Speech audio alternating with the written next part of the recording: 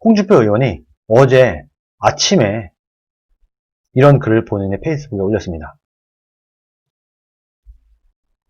나는 여론에 춤추는 정치는 하지 않습니다. 사실요, 이 한 줄, 나는 여론에 춤추는 정치는 하지 않습니다. 이 한 줄이 사실 저는 홍준표라는 정치인의 가장 큰 장점이라고 봅니다. 여론 따라가지 않는다. 여론이야, 이렇게 했다, 저렇게 했다. 민심이야, 이랬다, 저랬다, 왔다 갔다 바뀌는 거 아니야? 나는 여론에 따라서 왔다 갔다 하는 정치는 하지 않는다. 이건 정치가 아니다. 그냥 국민들 따라가는 거다. 뭐 국민들의 뜻에 따른다. 이건 오케이지만 여론은 왔다 갔다 하는 건데 나는 오히려 여론을 리딩을 하겠다. 국민들을 따라가는 정치보다는 국민들을 이끄는 정치를 하겠다. 리더형 정치인. 이것이 저는 홍준표의 가장 큰 장점이다. 저는 그렇게 봅니다. 홍준표라는 정치인의 가장 큰 강점은 리더형 정치인이다. 국민들을 이끌어 가려고 한다. 그런 습성을 갖고 있는 정치인이다. 이 한 줄이 홍준표의 가장 큰 매력이 아닌가 이렇게 생각을 합니다. 홍준표는 옳고 그름에 따라서 판단을 하고 결정을 합니다. 이렇게 얘기를 합니다. 여론 따라가지 않는다. 나는 정치인은, 정치 지도자는, 홍준표 의원이 정치 지도자라는 말을 많이 써요. 정치 지도자, 리더. 오늘날 대한민국의 가장 큰 위기 중에 하나가 리더가 없어요. 지도자가 없어요. 그냥 국민들을 선동하는 선동 세력은 있고 국민들의 민심에 편승해서 그냥 권력을 엔조이하려는 기회주의자들은 많은데 여든 야든. 그런데 국민들을 이끌어 보려고 하는, 내가 대한민국 국민들을 이끌어 보겠다. 그리고 내가 대한민국을 잘 사는 나라로 만들어 보겠다. 대한민국을 내가 깨워 보겠다. 대한민국 국민의 정신을 흔들어 깨워 보겠다. 그래서 좌경화되고 있는 대한민국을 오른쪽으로 내가 끌고 와 보겠다 하는 리더, 지도자, 이런 진짜 정치인이 없어요. 잘 없어요. 그런데 지도자형 정치인, 리더형 정치인이 있습니다. 그 중에 가장 큰 대권 주자 중에 한 사람, 홍준표 의원입니다. 옳고 그름에 따라서 판단하고 결정한다. 나는 이해관계에 따져서 정치하지 않습니다. 이해관계를 따지지 않는다. 뭐 얘는 나랑 친하니까, 얘는 나랑 뭐니까. 지방선거 때 홍준표랑 정말 역적은 아니고, 이거 뭐라고 할 수 있나요? 앙숙이라고 할 수 있는, 홍준표랑 전혀 친하지 않은 이런 사람도 그 사람의 당선 가능성이 높으면 공천을 줬어요. 이게 홍준표입니다. 이기는 선거를 하자. 선거 때는 이겨야 된다. 이기는 선거를 하자. 나랑 멀어도 공천 준다.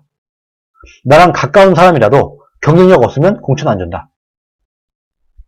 그러다 보니까 홍준표 의원의 등을 돌리는 사람도 있어요. 자기는 친홍이었는데 공천을 안 줬어. 경쟁력이 없으니까. 그래서 돌아선 사람도 있습니다. 그만큼 홍준표는 이해관계를 따져서 정치를 하지 않습니다. 당장은 손해를 보더라도 올바른 길을 택합니다. 지금 당장은 내가 트럼프, 문재인, 김정은 위장평화쇼를 했죠.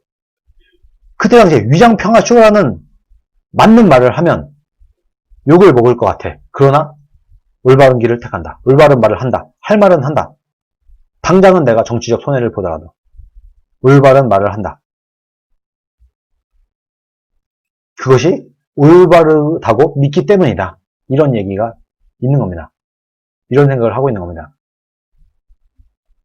많은 사람들을 선동으로 호도를 해서 코로나 시국에 의사들의 파업을 밥그릇 투쟁이라고 매도하지만 지금 실제로 의사들의 파업을 지지하는 사람보다 의사들의 파업을 밥그릇 싸움이라고 보면서 의사들이 빨리 코로나 시국에 복귀를 하는 것이 맞다라고 하는 사람들이 일단은 여론조사 결과에는 더 높게 나옵니다.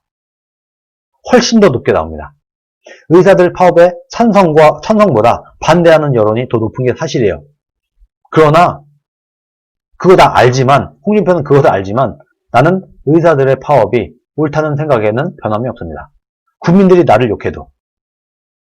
국민들 대부분이 의사들의 파업이 부당하고 지금 정부가 하고 있는 코로나 상황에서 의사를 옥죄는 것이 더 옳아라고 주장을 하고 의사들의 파업에 동의하는 국민들 수가 적다고 하더라도 홍준표는 할 말은 한다. 나는 의사들의 파업이 옳다고 생각한다. 여론에 따라서 난 왔다 갔다 하지 않는다.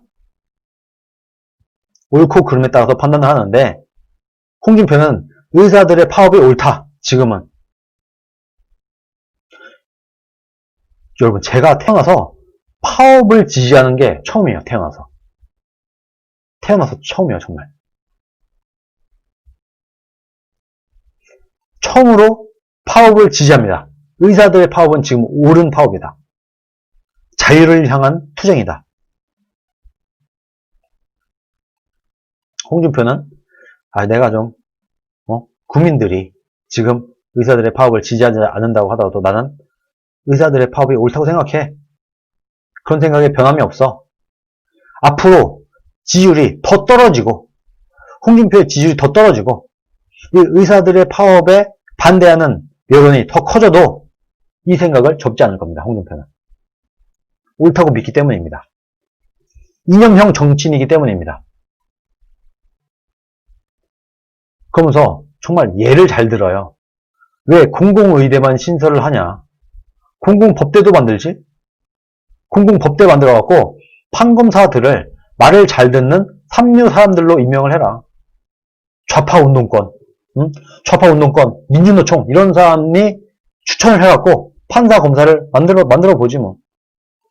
그렇게 해봐 니네가. 좌파들로만 판검사를 만들어 봐라.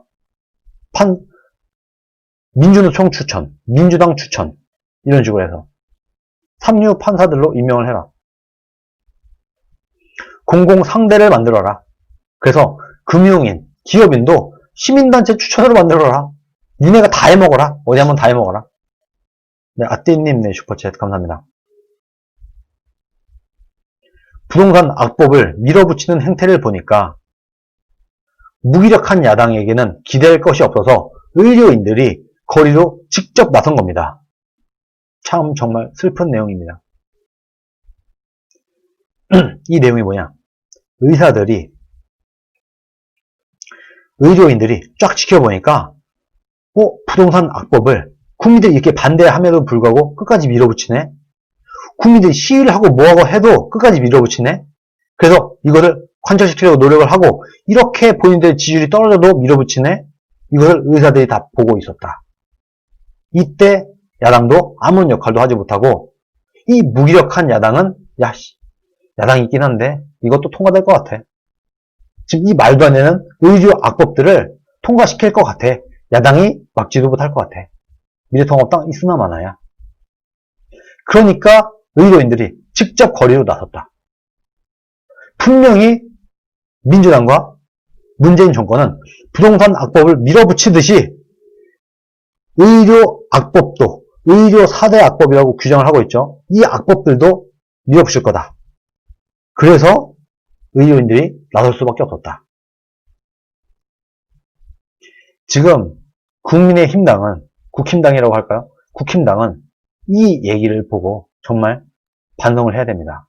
통감을 해야 됩니다. 책임의 통감을 해야 됩니다. 그런데 홍준표 의원이 약간 예언 같은 말을 또 하나 합니다. 의료인들의 이번 투쟁은 좌파 적폐 척결의 신호탄이 될 수도 있습니다. 조심해라. 니네 맘대로 다 되는 게 아니다. 의료인들은 사실 버틸 수가 있습니다.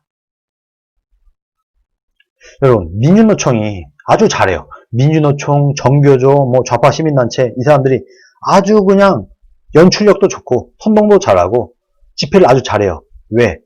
집회 전문가이자 돈이 많아요. 자금줄이 있어요. 돈이 있기 때문에 긴 투쟁도 할 수 있습니다. 자, 의료인들 돈이 많아요. 부자가 많아요. 의료인들, 특히 전공의들 돈이 많아요. 버틸 수 있어요. 맷집이 있다는 얘기인 겁니다.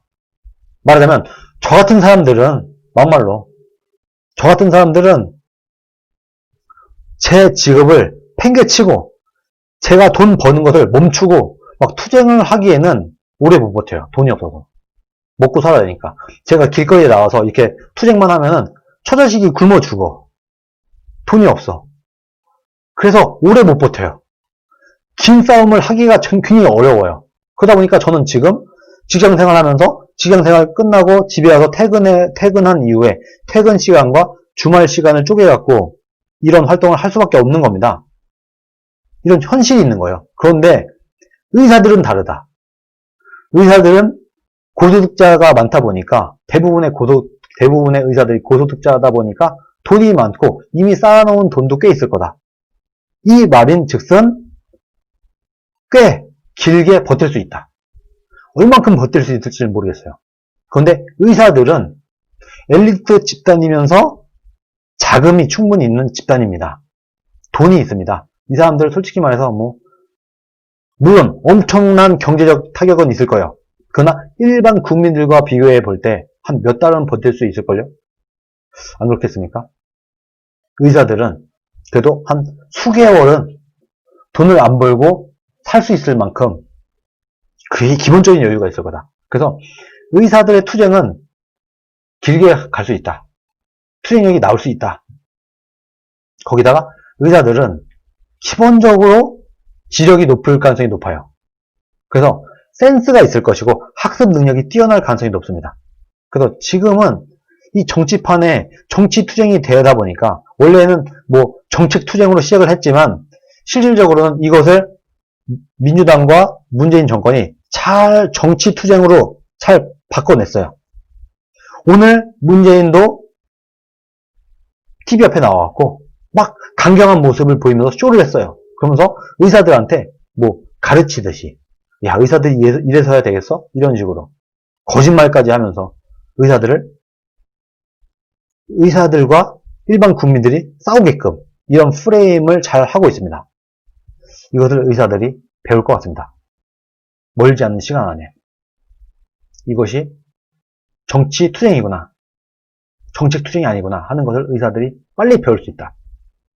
저는 그래서 개인적으로 이 마지막 줄. 의료인들의 이번 투쟁은 좌파 적폐 척결의 신호탄이 될 수도 있다. 의사들 잘못 건드렸다. 민주당이. 문재인이 의사들 잘못 건드렸다. 이런 얘기를 슬쩍 홍준표 의원이 하고 있는 것 같습니다. 정말 할 말은 합니다.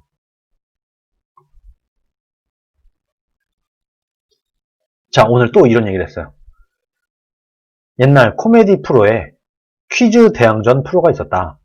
기본 점수 모두한테 100점을 주고 틀리면 10점, 틀리면 10점을 감점하고 맞으면 20점을 더해주는 프로였는데 우승자는 끝까지 한 번도 배를 누르지 않고 가만히만 있던 사람이 기본 점수 100점으로 우승하는 웃지 못할 코미디 대행진이 있었다. 예를 드는 거죠. 지금 미래통합당을 빗대어서 비판을 하기 위해서 이런 얘기를 하는 것 같습니다. 이해하기 쉽죠? 아주 딱 쉽게 이해를 할 수 있도록 예를 잘 들어요. 그러나 현실 정치에서는 정권은 저절로 오지 않는다. 치열한 투쟁 끝에 오는 것이다.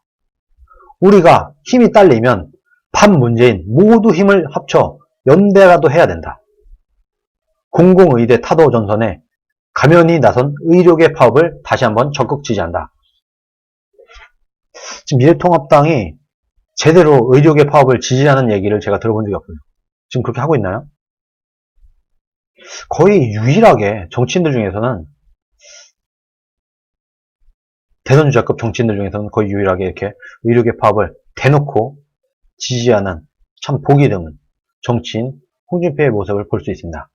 본인이 옳다고 믿기 때문에 지금 민주당과 문재인 정권의 정책이 잘못됐다. 그렇게 해서는 오히려 대한민국 의료 시스템을 파괴한다. 이것을 정확하게 이해하고 있고 이것에 대한 논리가 섰다고 봅니다. 그렇기 때문에 홍준표는 이렇게 얘기를 하고 있는 것이다. 다시 한번 말씀을 드리면 홍준표 의원의 가장 큰 장점은 사실 이 한 줄, 좀 더 나아가면 이 두 줄입니다. 여론 따라 정치하지 않고 분위기 따라 정치하지 않고 옳고 그름에 따라서 판단하고 결정한다. 그래서 국민들한테 끌려다니는, 포퓰리즘에 굴러다니는 그런 정치가 아니라 국민들을 이끄는, 리더를 하는, 국민들을 진짜 이끌어갈 수 있는 지도자형 정치인. 이것이 홍준표라는 정치인이 갖는 가장 큰 장점이 아닌가, 저는 그런 생각을 합니다.